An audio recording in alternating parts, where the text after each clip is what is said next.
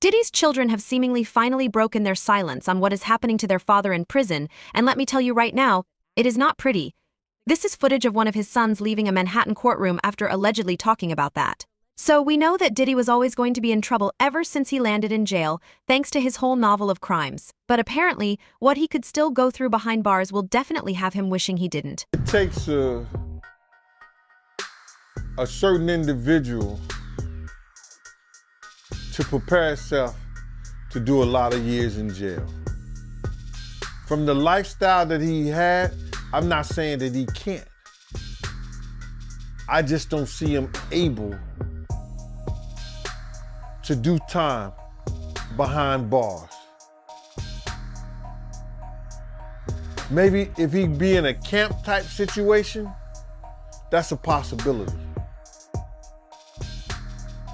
But based on the lifestyle and what he's done and what he's accomplished, if he had to go behind those bars for a lot of years, I think that he may commit suicide. He do an Epstein. Why do you think he didn't pull a Russell Simmons and leave the country? They was watching him, bro. They was watching him. And then I think that he had to turn over his passport. Even if you own your own private jet, they have a system up there whereas that they supposed to check your passport and anything that you need to fly as if you were flying commercial. This obviously spells a lot of trouble for Diddy, because people will be out to get him in prison. Why? Because he has a ton of incriminating evidence on some high-profile celebrities that he could use to get a deal with the feds. Nobody came out defending Diddy. All these celebrity friends he have, and nobody came out. They brand. It's all about the money. They saw what he did to Cassie. With the kicking, the punching. They saw what they did to Cassie. They know that nobody in America liked that. So now, these people are represented by a brand. Whether it's something about the music, clothing, movies, they're not gonna come out and speak on nothing that has anything to do with them. And they praying that they not on the tape doing crazy stuff, being oiled up in the whole 9 yards. They praying. So until the feds say, hey, yo, listen here. We got you on, hey, buddy, we got you on this tape, and girl looked like she was pretty young. We're not gonna show it, but we need you to come and testify against Brother Love, P. Diddy, Puff Daddy, you know, Sean Combs. That's when they're gonna start talking. And they're not gonna be talking in his favor. When the feds come to them and show them what they got on tape, because if he had 250 tapes all over, 250 cameras all over the house, somebody got caught stealing a cookie out the cookie jar. It could be your favorite pastor. It could be your favorite politician. Gene Deal thinks that may be the only possible way out of this hell for him at this point. Everybody who came to that party, even your favorite basketball player, ain't no party like a Diddy party. We know who said that. He may be one of the persons got caught up in the Diddy party. LeBron said that, but yeah, you might be right. You know, it sounds like you had all them hidden cameras to use it against people. I think that was said in the indictment, right? That was said in the indictment. You know, somebody, I think Dawn may have said that. I don't know for sure, and correct me if I'm wrong. He would, even if you didn't want to do something, he would tell the individual, well, I got you on tape doing it before. And the person would feel pressured in having to do something or come and do something at the party or be at the party because he already had him on tape right then and there. But what you think when you do it the second time? He's still gonna have you on tape. Those tapes is the one who's killing, because people don't understand this. Little Rod, he's taping for Diddy in some occasions. When he wrote his indictment up, no, when he wrote his,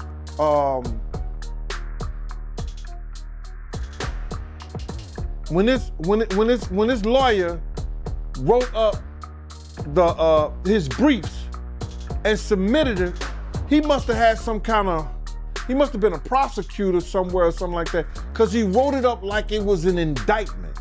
One big name that is reportedly very worried about what Diddy might have on him and is doing anything and everything to get him silenced in jail is none other than Ashton Kutcher. The reports that Ashton Kutcher, he's worried that Diddy might lie on his friends. You heard about that? But that's what I've been saying.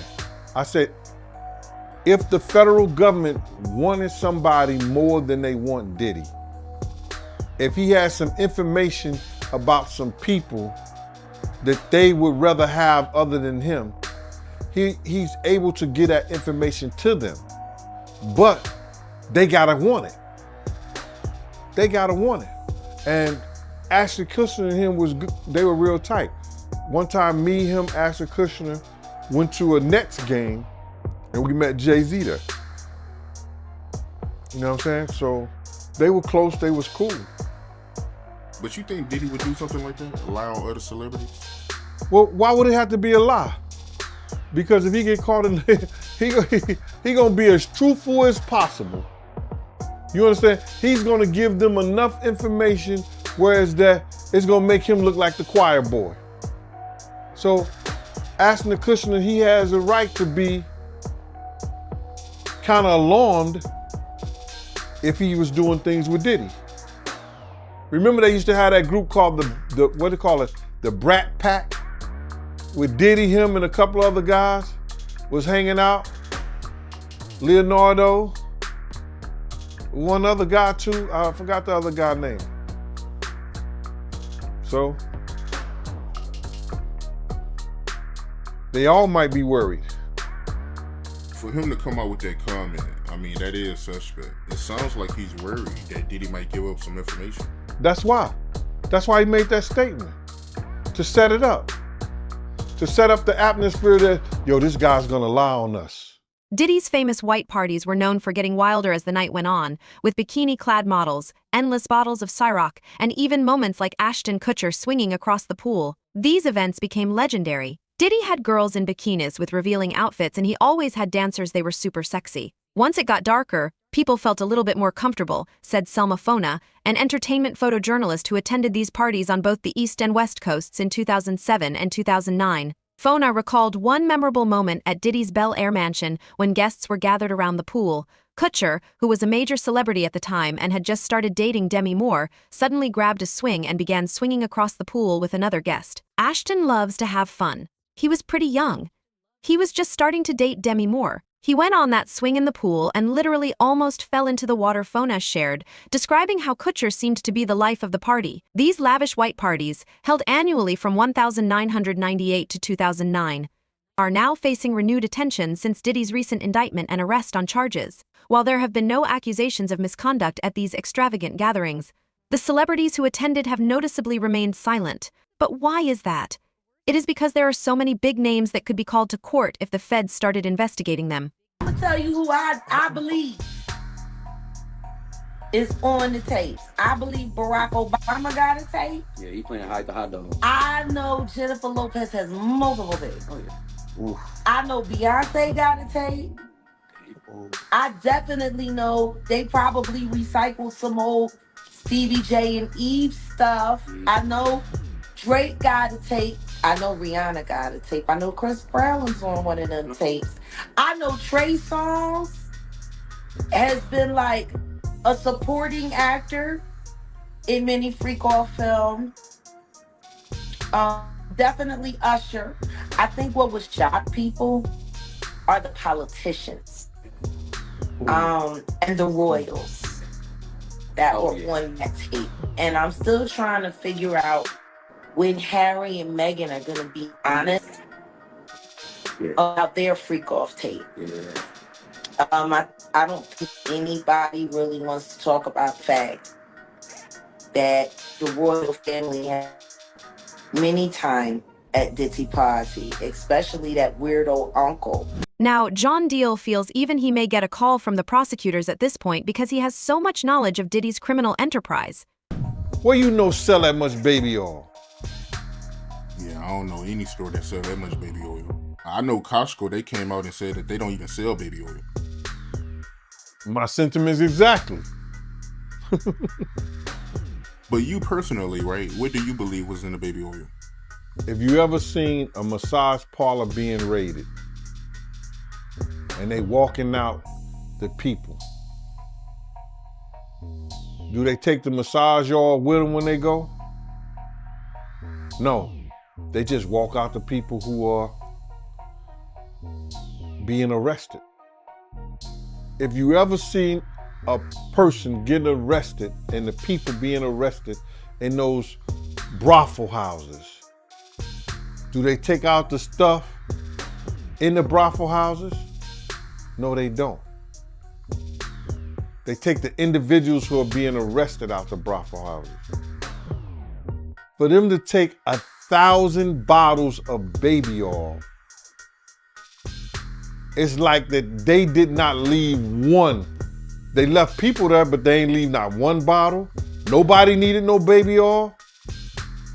So my whole thing about it is that there was something in that other than baby oil. That's why they took all the bottles. And 9 times out of 10,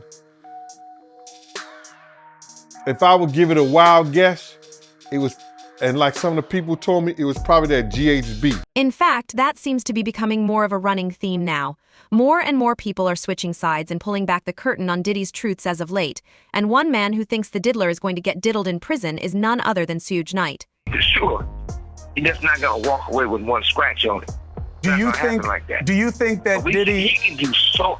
do you think Diddy knows enough that it's a very delicate balance that maybe investigators will want to know these other names and greatly reduce his exposure to criminality to time versus what people would do to keep him quiet? Number one, I've been knowing him a long time. And we was friends. We're not enemies, but we were friends. He's not a dummy. So he's smart enough to work his magic. On top of that, this man right here, he been involved with the FBI of his career. It's not like he don't have no moves. So I don't think nobody should just count him out. I don't think he gonna lay down and just crawl in the corner and die. He probably going through a lot of shit right now because he probably going through a lot of withdrawals for the drugs. But the industry got him on drugs. And see, they do these things to take control. They're not doing, there's nothing wrong with being gay. If you choose to be gay, that's your preference. But they doing this to people for control. It's a power situation. Suge. Now, the thing is, Diddy is in this much danger because he spent his life trying to climb the ladder by getting dirt on high-profile people. This cheat code got so big that one of those people also happens to be the current NYC mayor, Eric Adams. Eric Adams has been indicted on 5 criminal charges in a federal corruption investigation. This marks the first time a sitting mayor of New York City has been indicted while in office.